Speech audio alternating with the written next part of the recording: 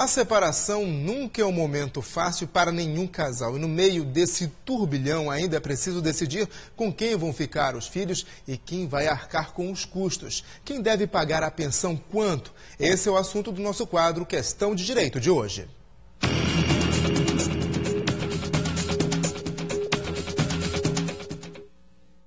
E quem nos ajuda a responder a esses questionamentos, foram muitas as perguntas do pessoal de casa, é o jurista Zeno Veloso. Bom dia, doutor Zeno. Obrigado por estar aqui com a gente mais uma vez. Enorme para mim estar aqui de novo. Olha, o Raimundo Costa de Bragança, no caso de separação, tendo 2 filhos, tenho que pagar 30 para 2 ou faz-se a soma de porcentagens, somando aí 60%? Como é que fica? Pensão não é algo que seja tabelado, fixado anteriormente, como se fossem prestações de uma geladeira. A pensão ela é estabelecida conforme as possibilidades de quem vai pagar e as necessidades de quem precisa receber. Em média, ela é fixada nesses 30% do que a pessoa que vai pagar recebe. Mas isso não é uma lei que diz, isso é uma praxe, é um costume. 30% é a média razoável. Pois é, o Indy Castro de Benevides diz que o ex-marido paga 20% de pensão. O que é que ela pode fazer para aumentar para 30%, já que ele ganha mais de um salário mínimo? Ela precisa demonstrar que aquilo que ele está pagando é menos do que ela necessita. Então, essa pensão pode ser revista. A pensão não é algo que está estabelecido para o resto da vida. É algo que fica estabelecido e que pode mudar conforme as circunstâncias, as necessidades. Se alguém ganhou na loteria esportiva, vai ter que pagar muito mais do que a mixaria que estava pagando até então, é claro. Para mais e para menos também, pode, né, diminuir, porque ele pode também perder o que ganhava, sair do emprego, etc. Olha, o Felipe do Coqueiro, eu pago pensão alimentícia, posso solicitar em juízo a prestação de contas dos valores gastos com a pensão? Há muitos maridos ou mesmo esposas que pagam pensão que acusam que está tendo um desvio de finalidade ali daquele recurso. Tem gente que paga pensão para as crianças e a mulher que recebe repassa o dinheiro para o namorado. Isso também não pode. Ele pode, no caso, recorrer à justiça? Pode pedir, mostrar o fato, dizendo que está havendo uma fraude, um desvio e pedir prestação de contas em juízo. A Vanessa de Batista Campos, quando solicitamos a guarda compartilhada, como fica a questão da pensão alimentícia? Ela também deve ser compartilhada? A guarda compartilhada não inibe nem afasta a necessidade de pagar pensão. A guarda compartilhada só quer dizer que ambos participam da educação, responsáveis continuam pela educação e orientação do menor, do filho, mas a necessidade de pagar a pensão, se houver essa necessidade, continua, cada um na sua possibilidade. Cada cônjuge ou ex-cônjuge ou ex-companheiro continua tendo que manter os filhos e cuidar da educação, do progresso, da saúde deles. Estou dizendo, são muitas as perguntas, a gente desde já agradece a todo mundo que está participando. Tem uma pergunta aqui de uma telespectadora que diz que cobra a pensão há 17 anos e não consegue receber, mesmo tendo procurado aí a justiça. O ex-companheiro vive no exterior. Quem pode ser responsabilizado aqui no Brasil? Como é que fica aquela questão do que os avós podem ser até cobrados? Na impossibilidade de cobrar, digamos, para um filho a pensão do pai, porque é recalcitrante, porque não tem como, porque desapareceu, a pensão pode ser cobrada dos avós. Ela não se extingue, não se exaure na cobrança dos pais. O pai desde não que eles paga, tenham condições também, desde né? que eles tenham. A pensão está sempre na dependência da condição. Não adianta eu precisar de 10 mil e a pessoa que vai me pagar só ganhar R$1.000. Então, o direito não vai ao impossível, ao absurdo. O direito é algo que se baseia na razoabilidade, no possível. Olha, o Antônio do Outeiro diz que ele é separado da esposa, da ex-esposa agora, né, e dá uma ajuda para ela de R$500 todo mês, sendo que ela não trabalha. Ele tem que fazer isso por obrigação? Sim, ele precisa dar pensão, normalmente se o cônjuge agiu com dignidade, não foi culpado pela quebra da relação. Agora ele está dando voluntariamente, né, pelo que eu estou vendo. Pois eu queria lhe perguntar, esses acordos verbais, qual o risco? Tem muita gente que às vezes evita ir até a justiça, olha, eu te dou tanto, mas depois isso pode trazer problemas. Qual é a orientação? Depois ele vai dizer, não dou mais, não dou mais. Arranjei uma namorada, estou noutra, não quero mais te dar coisa para você sobreviver.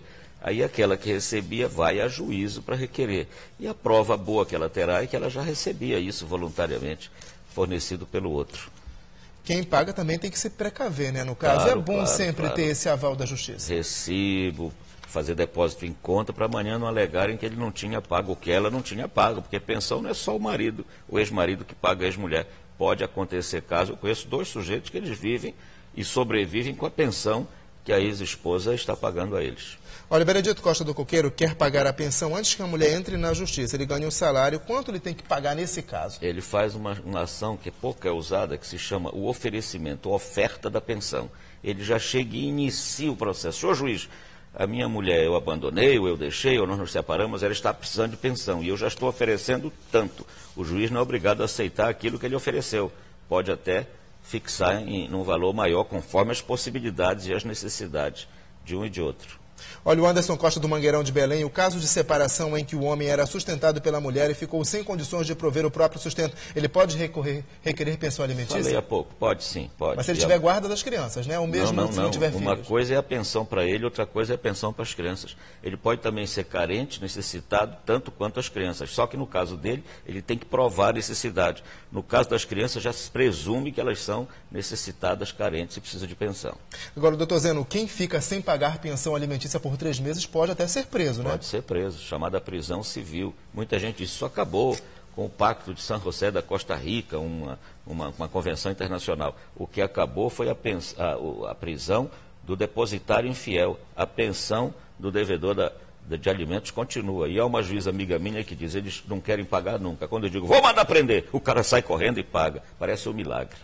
Olha, estou separada há 3 anos e fui casada há 25 anos. É a pergunta da Carolina do Marizal. Não trabalho, meu ex-marido não ajuda financeiramente em nada. Gostaria de saber se poderia entrar com pedido de pensão alimentar. Aí qual é a orientação, o passo a passo para a Carolina? Como é que ela faz? Ela precisa constituir um advogado, um advogado, e vai à justiça cobrar a pensão alimentícia. Se não tiver como pagar um advogado, procure a Defensoria Pública, que é a do Pará, uma das melhores do Brasil.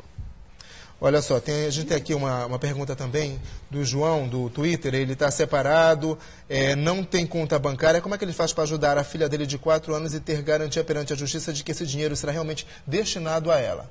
Bom, primeiro, quando ele pagar alguma coisa para a filha, como pensou, ele precisa pagar um recibo. Naturalmente, talvez ela esteja em companhia da mãe. Agora, ele pode pedir, eventualmente, se houver desvio e se ele desconfiar que estão pegando o dinheiro da pensão para outra finalidade, fazer uma denúncia ao juiz. Doutor Zeno, a gente tem uma ideia muito frequente e recorrente de que somente o homem paga a pensão. Não é bem por aí, né? O homem paga mais vezes, porque na sociedade brasileira ainda temos o homem numa posição de privilégio. A mulher é dona de casa, o homem é que é o provedor, mas isso está mudando. Hoje, nas minhas turmas de faculdade de Direito, há mais mulheres que homens. Outro dia eu fui dar, em São Paulo, aliás, uma palestra, numa turma de 40 pessoas, havia 5 homens, de especialização em direito civil. Esse é um número muito expressivo. Tem uma pergunta aqui da Daniela de Valdecans que é pertinente. Ela tem um filho de 7 anos, porém ele é registrado somente no nome dela. Como é que ela faz para entrar com um processo aí de reconhecimento de paternidade, para que depois ela consiga a pensão? Ela precisa primeiro desse reconhecimento? Não, pode fazer tudo ao mesmo tempo. Ela entra com uma ação, tudo em nome do filho. Ação investigatória de paternidade com pedido de pensão. E o juiz já pode até fixar pensão provisória para essa criança. O Antônio de Jesus pergunta, quem não pode constituir um advogado para ajuizar um pedido de pensão alimentícia, ele deve recorrer à Defensoria Pública ou aonde mais? Qual a orientação para essas pessoas? Na Defensoria e há nas universidades, nas faculdades de Direito, em muitas, uma repartição, um departamento que fornece a assistência gratuita. Na Faculdade de Direito da Universidade, na UNAMA e outras há, na CESUPA, há esse departamento, até onde eu estou informado.